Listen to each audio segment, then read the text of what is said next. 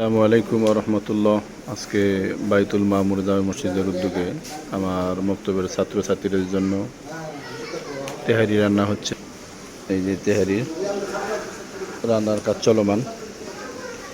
এই যে আমাদের সম্মানিত বাবুর্চি, এই যে ছাত্রছাত্রীরা চলে আসতেছেন। তোমরা সকলে বসো বসো বসো। ওয়ালাইকুম আসসালাম। বাবুর্চিরা, বাবুর্চি সাহেব উনি রান্নার কাজে ব্যস্ত আছেন। আজি মোহাম্মদ জামাল উদ্দিন সাহেব, জনাব মোহাম্মদ ফারুক মিয়া টুলু, আব্দুল জলিল সাহেব,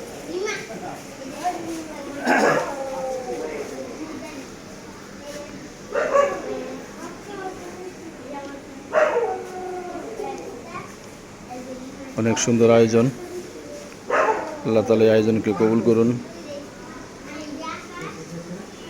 এই আয়োজক হচ্ছেন আজকের আমাদের সম্মানিত সভাপতি হাজী মোহাম্মদ জামাল উদ্দিন সাহেব।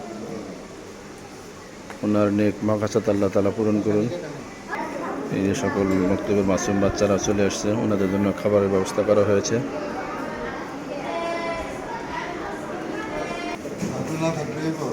ফারুক ভাই আসছে, ফারুক ভাইয়ের বিশেষ দাওয়াত করা হয়েছে, উনি চলে আসছেন। বসো বসো, যাও বসো। অনেক সুন্দর আয়োজন। যারা আয়োজক, আল্লাহ তাআলা তাদেরকে কবুল করুন।